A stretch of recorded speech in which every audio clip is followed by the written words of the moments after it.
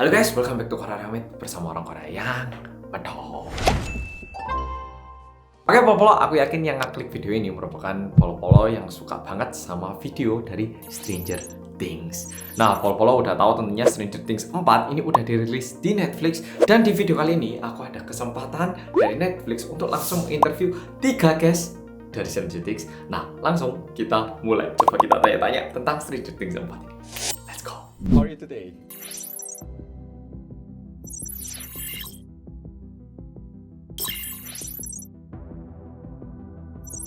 Good, how are you? I'm good. Oh, I'm very nervous actually today. No, don't be nervous. You're excited.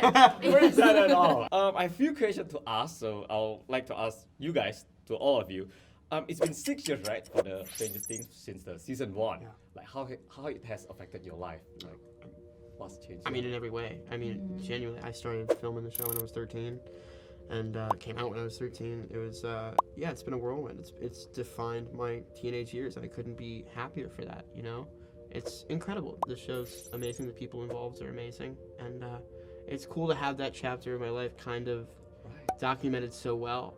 It's going to be great to be able to look back and just have great memories. Yeah, you can see all your childhood. Exactly, yeah. What about you? I think for everyone, but for me, it kind of sticks with me like everywhere I kind of go a little bit. And also even for life maybe, because it was like my first big show that I have ever done with such a big fan base. It's a really great, cool experience, and I'm excited to be a part of it all. I mean, yeah, I agree. It's like the most critical, fundamental years of our lives were dedicated to this show, really. So it's made a lasting impact. I was wondering as well, because like you do these Stranger Things, right? Have you ever had like a nightmare or like some dream, and then you're like, oh, am I recording, or like you get confused in your real life? Yes. I've had the set dream all the time. I have set dreams all the time. Especially when you're working, they're very intense. Yeah, oh my gosh, like there's night shoots that are like weeks, and like you get home at like 7 a.m. and then you get like a couple hours of sleep before having to get up and like get ready to go back for the next one. And those dreams are wild. Whoa. Like just so weird. Like dreaming of everything about the night before and all that jazz, and not knowing your lines, and that's like the basic one. But yeah, bunch of weird stuff. It's like in your life then it's like that's like the biggest nightmare ever. Like I have like stage, like going out on stage, and those dreams are the worst, is when you have to go on stage. I've had like the textbook, you're on tonight, you've never played this before. You've never played this role, now go. Now go and do this monologue that you've never read. Like, wow. It's so cliche, but I've had it a bunch, yeah. Okay, since the first season until now it's been like 6 years, right? What about this season? Why is it so worth to wait? I feel like we just really know all the characters at this point.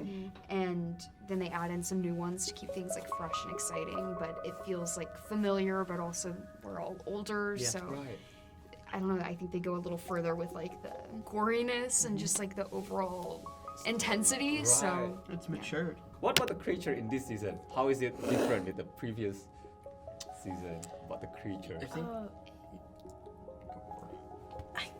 I mean, I guess because it's like in a human form. That's different. Also, it kind of plays with your mind a little bit more. Even for I'm sure you guys who are watching it, you're kind of like going through this process with the people who are kind of like possessed a little bit, you know? It's crazy. Everything new, right? All the creatures. he's intelligent. Exactly. Yeah. What I think is the scariest part is that what's very different from the last two major villains that we've had, the Mind Flayer and the Demogorgon, is that this time this villain is incredibly patient and willing to wait it out, and not impulsive, and not like the balls in He's calculated. his strategically. Yeah. With the strategy. And I see there are new characters in this season as well, right? New characters. How do you guys build a chemistry with them? Like, It's pretty easy. I mean, Really? just because they're great, everybody who joins the show is always so much fun to work with and know. oh, it seems like you guys have fun while recording. We do. Everything. Wow. One question for you, Gaetan. You know, like Stranger Things, it happens in 1980s, right? Yes, and it you were does. not born. I was not. So No. how do you like research or get to know about those Oh eras? man, I think both my parents, one of their favorite things to do in the entire planet is talk about the 80s, even before this show. Like, I think my dad was always very keen on making sure that I'd seen all those movies and I listened to the music and learned about his childhood, much to the eye roll of me at the time. But yeah, it proved useful going into this one. I see. So you keep talk to your parents. Oh yeah, it's pretty. They'll tell you. What do you want to know? Like, yeah, so it's pretty easy. Okay. Was there anything hard to adjust? Like, I don't know. I always have to be.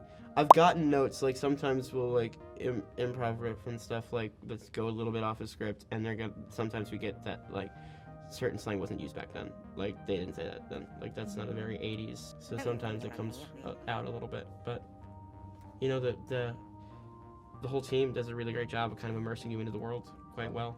okay, what about you, Sadie? Because your character Max, you lose your brother, right? And how it changed in this season? Oh, yeah, I think the relationship with Billy was always like, really complicated. It wasn't like she liked him at all necessarily, but I think she's just really kind of dealing with the domino effect that his death had on her life and her family, and really like mainly just the guilt that she feels and that she's kind of placing on herself. Okay, so in this season we can look forward how that feels affect Max. Yeah. Okay, that's great.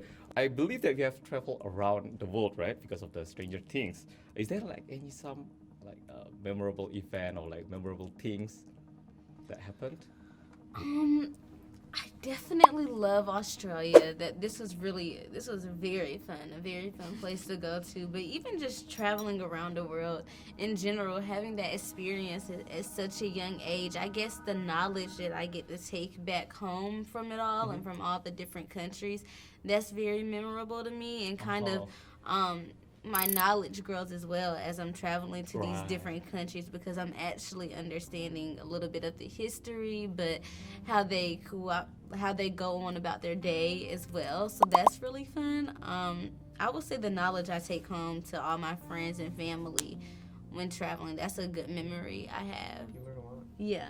Last question will be like, give me one word to describe this season. Each of you, just one word, just by one word. Struggle with this question. Oh God. We gotta just come up. Okay, with 3 words then each. Three Three words. words. I like it better. That might be harder. That might be hard. Let's just do one. Okay, let's do one. Let's Okay, go let's on. stick to the one. From who? Who want to go first? I'm gonna keep it classic and do darker. Darker. The one I've been saying that. Just bananas. Yeah.